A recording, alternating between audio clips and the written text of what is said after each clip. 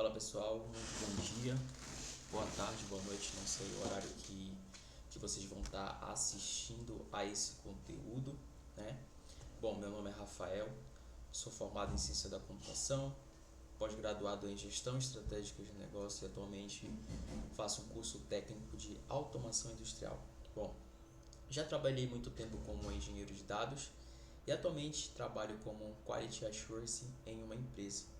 Hoje, galera, eu vou compartilhar com vocês uma trilha, né, vários conteúdos, né, vários vídeos que eu vou estar gravando para vocês, né, para estar disseminando um pouco de conhecimento, né, na área do Cypress, na ferramenta do Cypress, né. Bom, para este vídeo estarei compartilhando como surgiu o termo bug em computação e o que seria teste de software e seus fundamentos, tá? Mas só para embasamento, né? Eu vou estar compartilhando uma série de vídeos aqui no canal, né? Que vão ser vídeos bem legais, né? Como a gente pode estar instalando e configurando o Cypress do zero, né? Aprendendo a escrever testes automatizados do básico ao intermediário, explorando comandos como acessões, fluxos reutilizáveis em ambientes, né? Usando recursos como CodeGen, comandos customizados, e criando os nossos próprios testes e exercitarmos situações reais. Então, se você está gostando, né, desse conteúdo, não te esquece de te inscrever no canal, deixa o teu like e comenta aqui embaixo o que você está achando, tá? Então, vamos começar a nossa primeira aula de hoje, como surgiu o termo bug em computação e o que seria testes de softwares e seus fundamentos. Bom, como surgiu o termo bug em computação?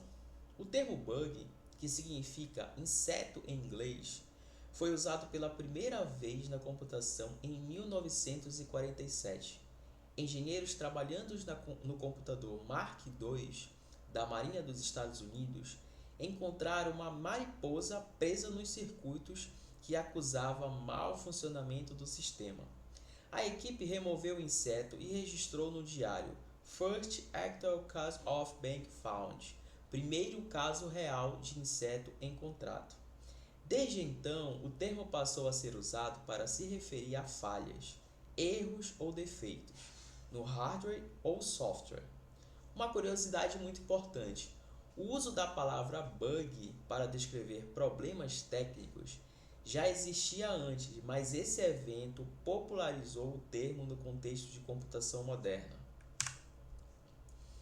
Tipos de bugs, tipos de defeitos. Funcionais: o sistema não faz o que deveria. De interface e UI: problemas visuais, alinhamento, fontes. De lógica: erros no processamento de decisões. De validação: entrada de dados incorretos não bloqueada. De desempenho: lentidão ou travamentos. De segurança: vulnerabilidade como SQL injection. De compatibilidade: não funciona em determinado navegador ou sistema. Intermitentes: ocorrem em situações específicas difíceis de reproduzir. Então agora, galera, a gente vai entender um pouco sobre os níveis de severidade, né? Os níveis de severidade. Então aqui eu criei uma tabelinha de nível e descrição. Crítico: interrompe o funcionamento do sistema sem contorno. Alto: impacta funcionalidades principais, exige correção rápida. Médio: impacta secundariamente e tem contorno. Baixo: problemas menores, como erros de texto ou estética. Então aqui tem alguns níveis, né, de severidade de bugs que são os mais conhecidos, né?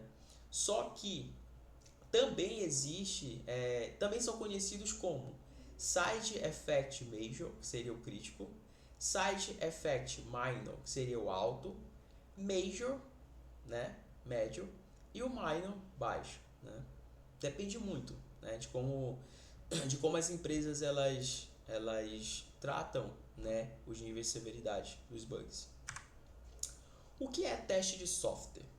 Testes de software são atividades realizadas para avaliar se o sistema atende os requisitos esperados e está livre de erros que possam comprometer sua funcionalidade, desempenho ou segurança.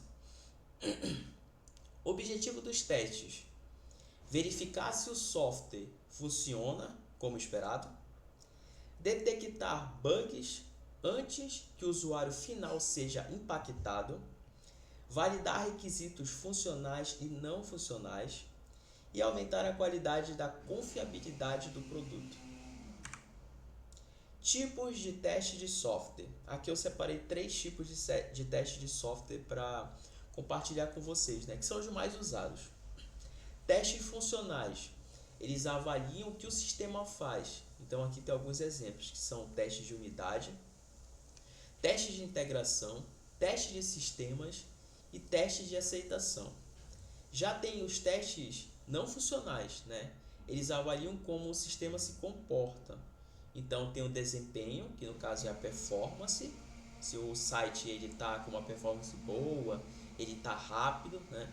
Tem a segurança, né? Se tem uma segurança de 2 fatores, se é utilizado algum framework para se é utilizado algum CAPTCHA, né, para estar fazendo a verificação. Tem a questão da usabilidade, se qualquer pessoa que acessar aquele site vai poder navegar, vai entender, né, o processo de navegação. E também tem a compatibilidade, né? Se essa aplicação ela foi feita para rodar no navegador Chrome, será que ela vai rodar certinho no Edge? Ou então em outros tipos de navegadores? Então isso é muito importante a gente entender e a gente se preparar, né, para entender a parte da configuração, né? E também temos os testes manuais versus automatizados. Os manuais são executados por uma pessoa seguindo um script ou cenário. Já os automatizados é um script que executa os testes automaticamente, usando ferramentas como Cypress, Playwright ou Selenium, né? Algo que é importante a se destacar, né, entre o manual e o automatizado, que antes de você rodar os automatizados, o script, né, o teste automatizado, você primeiramente precisa testar manualmente para entender qual é o dado que entra e qual é o dado que sai. Se você não fizer isso, talvez o teu teste automatizado ele não vai funcionar do jeito que você espera, né? Então, lembrando, é muito importante, antes de você criar o script automatizado, você rodar primeiramente um teste manual para você entender qual é o dado que ele vai entrar naquele input e qual é o dado que ele vai sair. Tendo esse ponta a ponta manualmente, ok, então a gente já tem em mente como é que a gente vai estar criando o nosso teste de ponta a ponta, beleza? Bom, fundamentos da qualidade de software. A qualidade de software envolve entregar um produto confiável, seguro, usável e que atenda às necessidades dos usuários. Os principais fundamentos incluem, aí tem uma tabelinha aqui de fundamentos e a descrição. Conformidade, o software faz o que foi solicitado. Confiabilidade, o sistema funciona corretamente sob diferentes condições. Eu vou entrar num termo aqui bem interessante na confiabilidade, porque olha aqui, diz assim, o sistema funciona corretamente sob diferentes condições. Vamos imaginar que eu tenho um site de cosméticos, né? Esse site de cosméticos tem, vamos supor, sei lá, 100 acessos todos os dias, né? Então assim, beleza, ele tem uma infra boa, né? O site ele consegue responder de forma ágil, né, a esses acessos. Claro que esses acessos eles não são todos ao mesmo tempo, né? Tem um tempo de, sei lá, 10 minutos, 20 minutos, 30 minutos, 1 hora, né? Cada acesso, intervalo de acesso. Mas beleza, funciona bem. Mas se eu fizer uma promoção relâmpago, né, tipo um Black Friday da vida, e montar lá umas promoções malucas, tipo assim, um produto que era R$ 200, sair por R$ 50, né? Cara, vai ter muito acesso, vai ter muita requisição batendo na API, muita requisição, muita requisição. Será que o meu site ele vai funcionar de forma correta? Tipo assim, ele vai dar conta com isso tudo? Então a questão da confiabilidade é muito importante, né? Para em cenários, né? Quando a gente vai desenvolver um software, né? A gente tem que pensar em todos esses modelos, né? Tipo, cada site, cada ambiente, né? A gente precisa pensar num todo. Tipo assim, vai ser um site que vai vender cosmético. Pô, se tiver uma promoção no futuro, o site vai dar conta com isso que a gente tem hoje, né? Não, eu vou criar um site, sei lá, para um colégio, né? Tipo, eu vou fazer um site de colégio, coisas que não vão ter tanto acesso. Então, pô, eu vou implementar uma infra diferente. Então, isso não só o QA, mas o time de desenvolvimento, o time de infraestrutura tem que ter em mente, né? O que a gente vai ter que fazer para que tornar aquele site, aquele ambiente confiável, né? Beleza. Eficiência. O software responde rapidamente ao uso de recursos. Usabilidade. É fácil de usar e intuitivo para o usuário final. Não adianta nada você criar um site de acordo com o que o teu cliente quer, com o que o teu cliente pede, se quando o usuário final, você, né, nós, no geral todo, formos usar aquele site, nós vamos entender qual é o fluxo que tem que seguir, né? Temos o e-commerce lá, temos lá uma lista de produtos, mas clicamos no produto, e aí? O que é que tem que acontecer? Quando eu clicar no produto, eu tenho que clicar em outro botão, depois outro botão para ir para né, lá para o checkout, né? Tem que ir pro. Então, assim, é muito importante a gente ter essa visão como QA para trabalhar junto com o time de UX e UI, né? Para estar criando fluxos importantes, fluxos que realmente, com pequenos cliques, cheguem ao denominador comum, né? Isso é muito importante. Manutenibilidade, né? Manutenção. O código é fácil de corrigir, atualizar e melhorar, né? Os scripts que você monta automatizado, qualquer pessoa que pegar esse script vai conseguir fazer alguma alteração, alguma melhoria, né? Portabilidade. Funciona em diferentes ambientes e dispositivos. Se eu criei um ambiente, foi desenvolvido um ambiente para rodar no Chrome, né, versão lá, sei lá, 21.000.1, tá, daqui a quando tiver um ano que já tiver com uma atualização mais recente do Chrome, vai rodar. Se eu quiser, se o usuário final ele não tem o Chrome, vai funcionar no outro navegador, no Edge, um exemplo, no Opera. Então isso é muito importante, o que é ter atenção nesses pontos. Bom, importância dos testes e da qualidade de software, né? Bom, aqui tem alguns pontos muito importantes, né, que a gente tem que entender, né? Bom, o primeiro deles é reduz custos com correções tardias. O QA, o analista de teste de software, tem que ter em mente em tentar detectar os defeitos, os bugs mais críticos antes de subir para produção. Então, existem dois ambientes, né, que o QA ele tem que testar, assim, por se dizer, né? Na verdade, são os três, né? É o develop, né, que é o time de desenvolvimento testa também, mas se o QA puder testar, seria interessante, né, o develop. O homolog, que já é um ambiente que o cliente ele também tem a possibilidade de testar, né, um ambiente assim um pouco mais estável, né, estável. E o ambiente de produção, que é o ambiente onde todo mundo vai poder acessar aquele sistema, aquele ambiente. Então, reduzir custos com correções tardias, o que significa isso? Não deixar o problema chegar aqui, em produção. tentar ao máximo corrigir todos os problemas aqui em develop e ambiente de homolog, para que quando chegue em produção, tipo, o sistema esteja ok. Mas aqui eu vou abrir um parêntese, vou abrir até uma observação aqui, porque atualmente não existe sistema perfeito, né? Não existe sistema 100%. Todo sistema tem um problema, tem um bugzinho.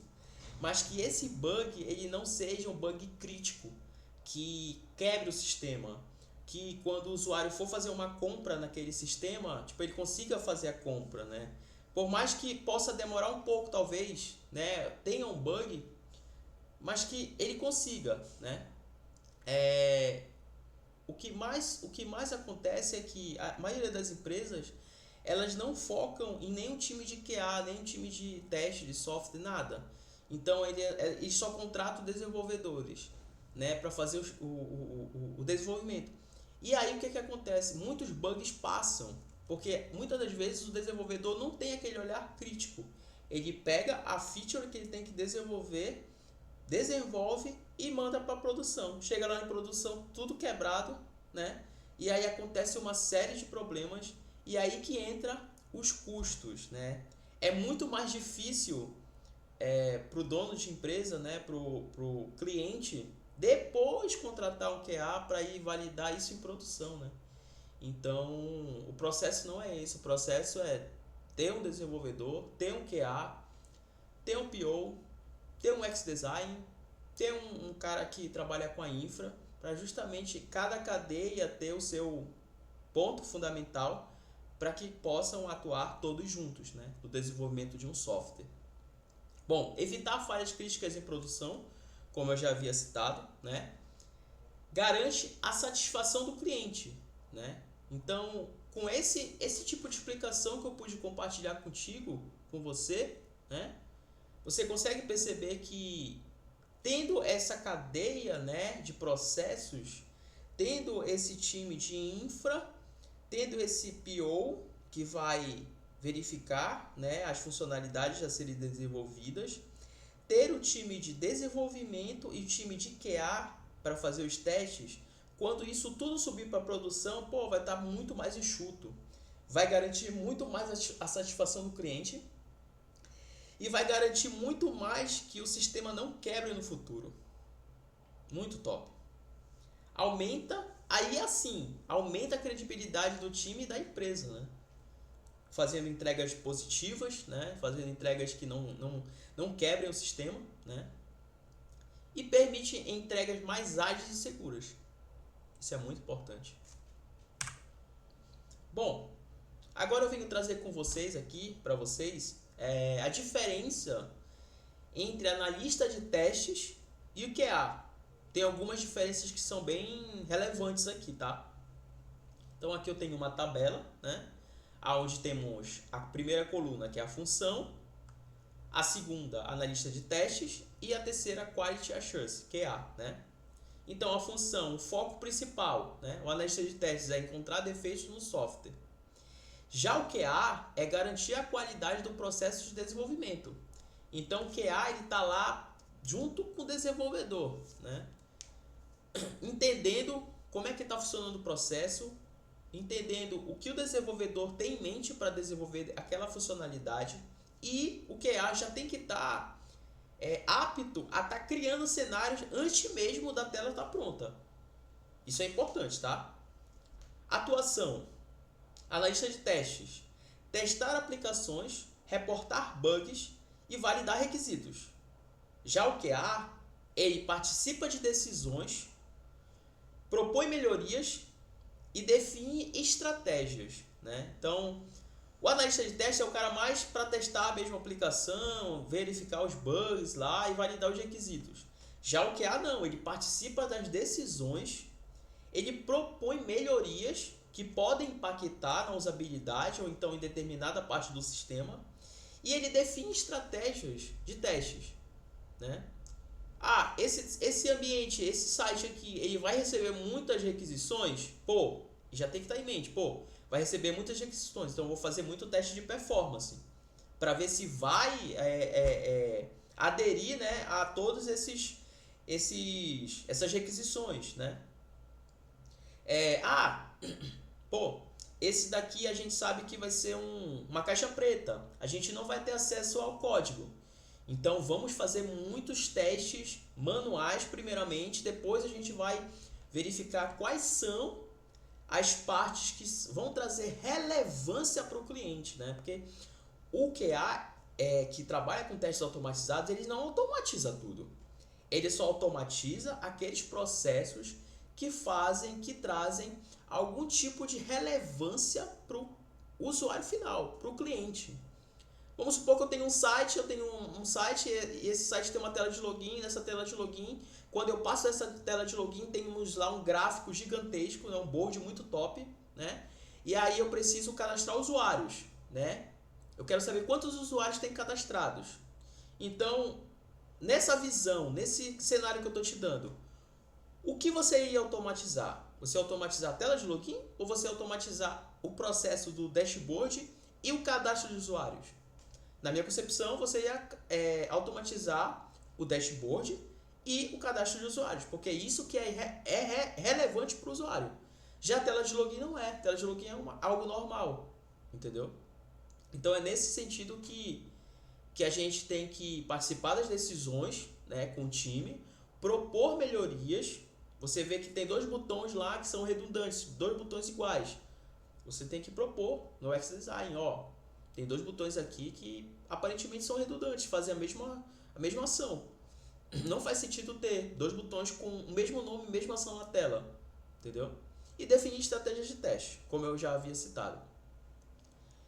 Função: papel no ciclo. Analista de testes atua no final do ciclo ou durante o desenvolvimento.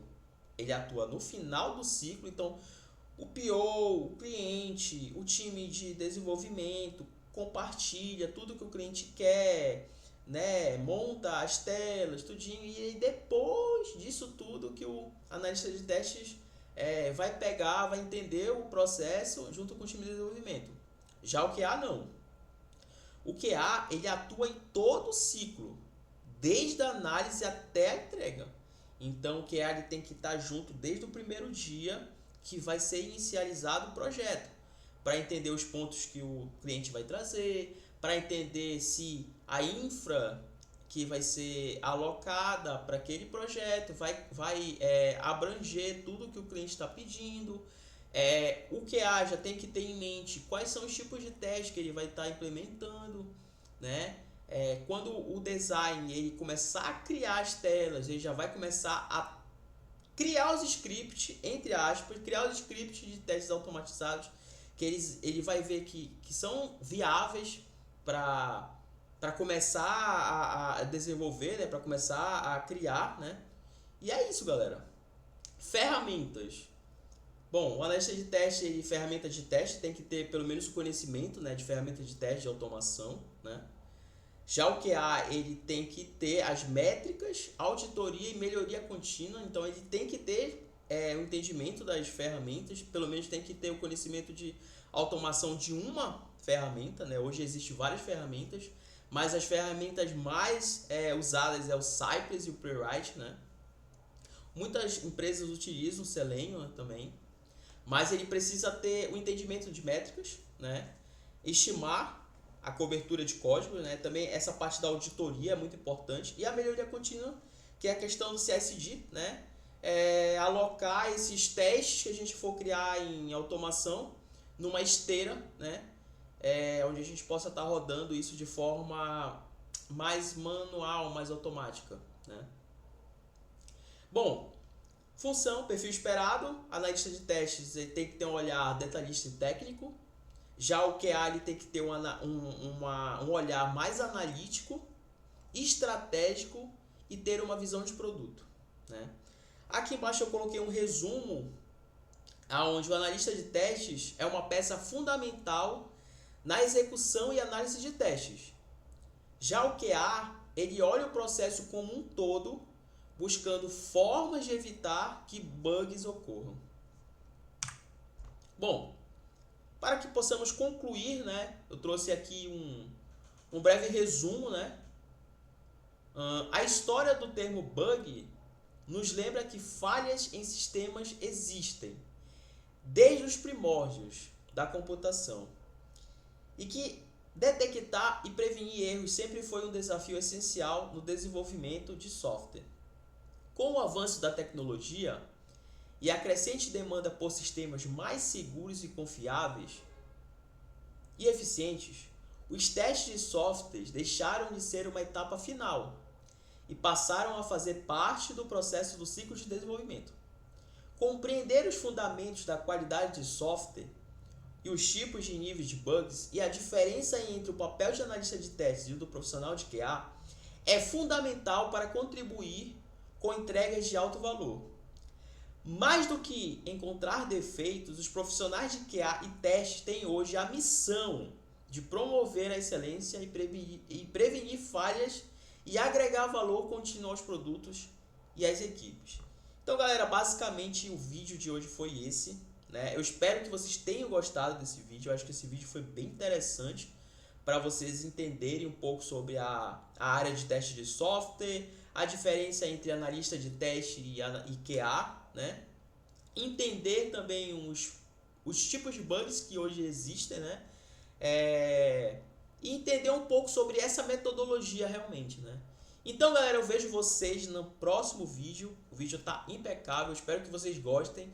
Se vocês estejam gostando desse conteúdo, dessa trilha que eu vou trazer para vocês, se vocês não forem inscritos no canal, deixem um like, comentem aqui embaixo e se inscrevam no canal, beleza? Um forte abraço a todos e até o próximo vídeo. Fui!